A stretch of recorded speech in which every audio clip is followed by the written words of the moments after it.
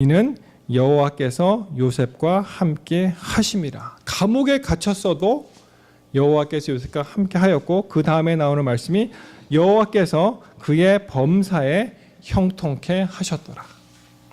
그러므로 형통이라는 것은 환경을 뛰어넘어서 어디에 어느 순간 어느 지역에 처해 있는 것, 그렇게 중요하지 않습니다. 어떻게 보면. 그렇지만 더욱 중요한 것은 그가 하나님과 함께하는 삶을 살았느냐 하는 것입니다. 요셉은 그것을 선택했어요. 어디를 가든, 보디발의 집에 있었던, 감옥에 있었던, 그가 총리 대신이 되었던, 그가 야곱의 집에 있었던, 그는 하나님을 의지하는 형통한 사람이라는 것입니다. 그래서 우리가 출애굽기 3장에 보면은 모세가 하나님을 만나는 경험을 하죠. 그 떨기나무 덤불에서. 그때 하나님께서 말씀하십니다. 모세가 그것을 보고 이제 깜짝 놀랐죠. 하나님께서 가라사대 이리로 가까이 하지 말라. 너의 선 곳은 거룩한 땅이니 내 발에서 신을 벗으라. 그러니까 이 거룩한 땅, 거룩하지 않은 땅이 없고요. 어느 땅이 거룩한 땅이라고요? 하나님이 함께 하시는, 하나님이 계시는 땅이 거룩한 땅이 되는 거예요. 요셉은 비록 그가 감옥에 있는 그러한 비참한 환경이 있을지라도 하나님을 경험하고 하나님의 임재하심을 느꼈기 때문에 그는 거룩한 땅에 있었고 그는 형통한 사람이 되었던 것입니다. 두 번째는요, 요셉을 요셉으로 만드는 위대한 일을 한 두 번째 이야기는 바로 요셉이 용서하는 삶을 살았다는 것입니다. 자기를 팔아 넘긴 그런 원수가 어디 있어요? 그렇죠? 어떻게 보면 그러한 형제들을 요셉은 이해하고 사랑하고 용서하는 그런 삶을 살았다는 것입니다. 나중에 형들하고 극적으로 만나죠. 참 요셉의 그 이야기를 우리가 다 내용을 아니까 그렇지 그 순간순간이 참 기가 막힙니다. 그리고 어떻게 그렇게 형 보자마자 형들이요 이렇게 안 하고 또 그거를 정말 형의 진심이 뭐냐 정말 곰곰이 생각하고 울고 기도하고 그런 시간을 흐르잖아요. 그런 시간을 보내잖아요. 나중에 그 형들이 깜짝 놀라죠. 놀라면서 우리는 어떻게 해요? 이제 죽었구나 이렇게 생각했을지도 모르겠습니다. 그때 요셉이 이렇게 얘기합니다. 45장 8절에 그런즉 나를 이리로 보낸 자는 당신들이 아니요 하나님이시라. 하나님이 나로 바로의 아비를 삼으시며 그 온 집의 주를 삼으시며 온 애굽 온 땅의 치리자를 삼으셨나이다. 자, 나중에 흉년이 들어서 이제 형들이 왔는데 요셉이 어떻게 정말 얘기했습니까? 형들이 참 죄책감에 눌려 있을 때 당신들이 아니고 미리 일을 다 하시고 나를 여기에 보내신 것은 하나님이 보내셨습니다. 그렇게 이제 얘기를 하는 것입니다. 루이스 스미스 이런 사람이 있는데요. 이분이 Forgive and Forget 이런 책을 썼어요. 용서와 용서하기 그리고 잊기, 용서하라 그리고 잊어라 그런 책을 썼는데 그 내용 중에 이런 말이 있습니다. Forgiving does not erase the bitter past. 용서하는 것은 이 아픈 이 과거를 그냥 지우는 것이 아니다. A healed memory is not a deleted memory. 이 치유된 이러한 기억들이 있죠. 치유된 기억은 지워진 기억이 아니다. 그러면서 하는 말이 Instead, forgiving what we cannot forget creates a new way to remember. 대신에 우리가 잊을 수 없는 것을 용서하는 행위는 그것을 새로운 각도로 기억하는 것이다. We change the memory of our past into a hope for our future. 우리는 과거의 기억을 미래의 희망으로 바꾼다. 이 요셉 이야기 같아요. 그렇지 않습니까? 요셉은 그 과거의 그 아픈 과거를 승화했습니다. 우리가 용서하게 될 때 어떤 일이 벌어지냐면 용서의 그 당사자는 잘 안 보여요.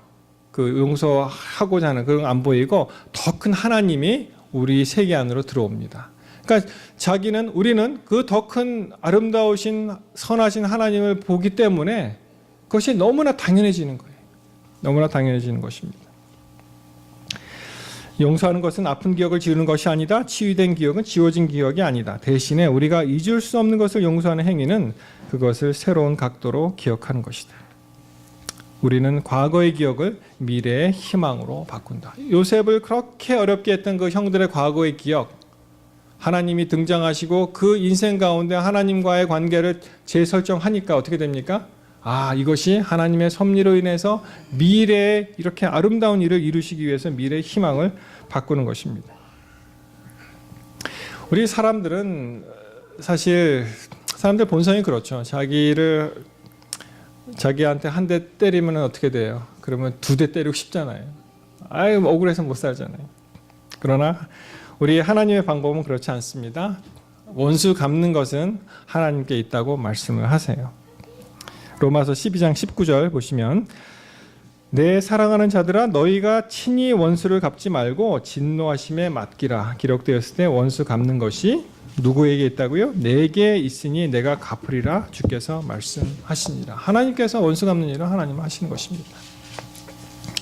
히브리 10장 30절에 비슷한 말씀이 있습니다. 원수 갚는 것이 내게 있으니 내가 갚으리라 하시고 또 다시 주께서 그의 백성을 심판하리라 말씀하신 것을 우리가 안다고 말씀하십니다. 그래서 원수 갚는 일은 하나님께 속한 일이라고 우리가 알 수 있습니다. 여러분 한글 성경에 원수라는 그 단어가 어디에 맨 처음에 나오냐면은 우리 잘 아시는 창세기 3장 15절입니다. 그 원복음 우리가 알고 있는 내가 너로 여자와 뭐가 되게 한다고요? 원수가 되게 하고 너의 후손도 여자의 후손과 원수가 되게 하리니 여자의 후손은 내 머리를 상하게 할 것이요 너는 그의 발꿈치를 상하게 할 것이라 하시고. 그러니까 어떻게 보니까 이게 큰 덩어리에 이제 들어오잖아요. 우리가 할 수 있는 일이 아니라는 거예요. 예수님께서 해결하시는 것입니다. 그래서 요셉의 경우 참 많은 패배와 시련과 어려운 어떤 배반 이런 것을 경험하였지만 그가 강한 크리스찬으로서 살아남을 수 있는 것은 그의 마음에 성령께서 임재하심으로 그가 넉넉히 그런 것을 다 포용할 수 있는 그런 마음을 갖게 되었다고 생각을 합니다. 그렇잖아요. 자기에게 나쁜 짓을 저지른 형들을 원망하고 그들을 보복할 수 있고 옥에 가다 정말 죽일 수 있었지만 그렇게 하지 않았습니다. 요셉은. 왜냐하면 그 마음에 하나님이 계셨던 것입니다. 그 마음에 하나님이 계셔서 아무리 사악한 행위를 할지라도 하나님께서 그 가족들과 앞서서 나를 먼저 보내셨구나. 그리고 그 관계를 재설정하면서 하나님께 감사 찬송을 돌리게 되는 것입니다. 정말 우리 삶 가운데 생각하고 싶지 않은 그런 과거의 아픔이 있을지 모르겠습니다. 다 있겠죠. 그렇지만 우리에게도 희망이 있는 것은 그러한 과거의 아픔이 미래로 승화시킬 수 있는 누가 계십니까? 하나님이 계시기 때문에 우리가 그 모든 것을 우리의 하나님과 함께 하시는 그 관계 설정을 다시 할 수 있다면은 이것을 우리가 충분히 미래의 희망으로 바꿀 수가 있다는 것입니다. 당신들이 나를 이곳에 팔았다고 근심하지 마소서, 한탄하지 마소서.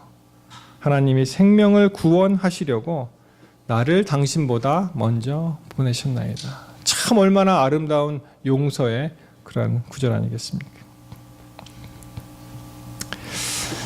그래서 이 원수, 성경 말씀에 이제 원수를 사랑하라 그런 말씀이 있죠. 그것이 우리 힘으로는 안 되는 거예요. 그것은 하나님의 마음으로 원수를 사랑할 수가 있는 것입니다. 어떤 부부가 이제 막 싸웠대요. 막 싸웠는데 부인이 남편이 너무너무 배기 싫은 거예요. 그래갖고 너는 내 원수라고 막 그러고 이제 싸웠다는 거예요. 그러더니 또 갑자기 돌변하더니 그런데 나는 너를 사랑한다 또 그러더래요. 그래서 남편이 또 무슨 소린가 했더니 그 다음 말이 왜냐하면 하나님께서 원수도 사랑하라고 말씀하셨기 때문에 너를 사랑하노라 이렇게 또 얘기했다고 합니다. 잠언 25장 21절에 보시면 내 원수가 배고파하거든 식물을 먹이고 목말라 하거든 물을 마시우라. 그리하는 것은 핀 수치로 그의 머리에 놓는 것과 일반이요 여호와께서는 내게 상을 주시리라. 그래서 이 기독교의 그 경신 하나님께 주시는 말씀은 우리를 참 학대하고 나쁘게 했지만 배고파하는 사람에게 물을 먹이고 목말라 한 사람에게 물을 마시우고 배고파하는 사람에게 식물을 먹이고 그 다음에 그리하는 것이 핀 숯으로 여러분 숯불 아시죠? 핀 숯, 이 숯불 핀 숯으로 그의 머리에 놓는 것과 일반이다라는 그런 표현이 나옵니다. 그래서 많은 사람들이 이걸 보고 어떻게 오해를 하냐 하면은 그거 봐라 내가 이렇게 하면은 이 원수 머리에 숯이 들어가니까 얼마나 뜨겁겠느냐 아주 좀 속된 표현으로 쌤통이다 이렇게 생각하잖아요. 근데 그게 아니에요. 그거는 우리가 성경을 잘못 생각하시는 것입니다. 그것이 아니고 여러분 이스라엘에서는 이 화덕, 숯 이런 것이 굉장히 필수적이었습니다. 하나는 난방을 그것으로 했고요. 다른 하나는 그것으로 음식을 했어요.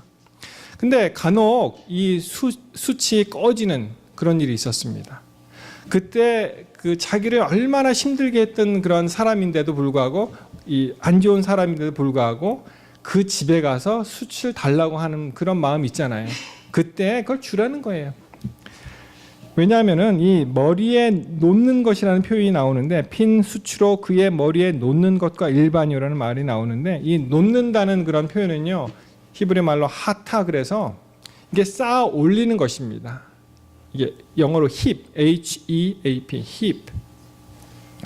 근데 이 머리에 쌓아 올릴 수가 없잖아요. 이게 무슨 뜻이냐면은 이 큰 이런 그 뭐라 그럴까요? 쟁반이라고 할까요? 이 용기에다가 이 숯을 쌓아 올려서 그것을 기쁜 마음으로 돌려보내는 것입니다. 그 상은 하나님께서 주신다는 것입니다. 우리 성도님들 가운데 한 분이 제게 책을 한번 읽어보라고 주셔서 접하게 되었는데요. 제가 최근에 이 책을 읽었습니다. 이게 뭐냐면은 Unbroken이라는 책이에요. Unbroken. 뭐 한국말로 번역하면은 뭐 깨지지 않는 뭐 그런 식이 되겠죠. 이 러라 힐렌브랜드라는 아주 유명한 작가가 이 루이 zemperini 그 월드워 II 베테랑 그 이야기를 쭉 썼어요. 한 400페이지가 되는데요. 읽으면서 그 다음에 어떻게 될까? 그 다음에 어떻게 될까? 이건 뭐 손에서 뛸 수가 없더라고요. 이게. 잠깐 말씀을 드리면 이분이 1917년에 나신 분이세요. 이 zemperini, 그러니까 이탈리아 그쪽 이민자 집에서 태어났는데 어릴 때부터 상당히 악동이었습니다. 왜냐하면은 이 이탈리아 그 부모님 그쪽에서 영어가 잘 안 통하니까 그리고 아이들이 자꾸만 액센트가 있다고 놀리는 거예요. 부모님은 영어를 잘 안 쓰셨습니다. 근데 이 책에 어떤 내용이 나오냐면은 여러분 5살 때 담배를 했다고 나와요. 그리고 8살 때 술을 마셨다고 나옵니다. 근데 이 경찰하고 이렇게 잡히잖아요. 되게 빠르게 도망가기 때문에. 그래 참 여러 가지 고민을 많이 했는데 그 형이 있었어요. 피트라는 형이 있었는데 그 아이를 달리기에 소질이 있는 아이를 갖다가 이 달리기 선수로 만듭니다. 그래서 굉장히 잘 뛰었어요. 상도 많이 받고 아주 유명해졌습니다. 당시에 고등학생으로서 1마일을 뛰는 가장 빠른 사람이었어요. 미국에서. 그 정도는 이제 성공을 했습니다. 결국은 그가 19살의 나이로 미국 육상 대표 선수가 되어서 1936년 올림픽이 있었습니다. 베를린 올림픽에도 이분이 참석을 했습니다. 근데 뭐 너무 어린 나이이기도 하지만 뭐 성적은 뭐 그렇게 좋지는 않았어요. 8등을 했습니다. 5000m 경기였나 그렇습니다. 8등을 했는데 그래서 이제 희망에 부풀어서 내가 다음에 1940년 4년 후에 열리는 올림픽에서 내가 금메달을 따야지 그런 아주 희망과 열심히 운동하는 그런 학생이었는데 그만 2차 세계대전이 일어나죠. 1939년에 1940년이 도쿄올림픽이 원래는 개최될 그럴 해였어요. 근데 그것이 이제 무산이 되었습니다. 2차 세계대전이 일어났기 때문에. 그래서 이제 전쟁 중에 이제 징집이 되어서 이제 비행 대대에 속하게 되었습니다. 그래서 B-29가 나오기 전에 B-25라는 전투기에 이제 거기 한 8명이 같이 타는데요. 그 중에 이제 사수가 된 거예요. 밤바디야. 사수가 되어서 그 일을 했는데, 여러분, 이 초창기 비행기가 그렇게 좋지가 않아요. 고장이 많고 많이 떨어졌습니다. 그래서 그 큰 전투를 몇 번 겪고, 그 다음에 이제 정찰 임무를 가게 되었는데, 그 동료 비행사들을 구하기 위해서 정찰, 그 퍼시픽 오션, 태평양의 정찰 임무를 가다가 그만 이 비행기도 추락하게 됩니다. 근데 그 한 8명 그 비행기에 탄 사람 중에 추락했는데 3명이 살아남았어요. 그래서 태평양에 이제 떨어졌으니 사투를 벌입니다. 참 죽을 고비를 너무 많이 벌였습니다. 비행기에서 떨어졌는데도 살았고요. 8명 중에 3명이 살았고, 뭐 먹을 게 없잖아요. 가끔 비가 오면 빗물 먹고, 그 다음에 비상 양식으로 초콜릿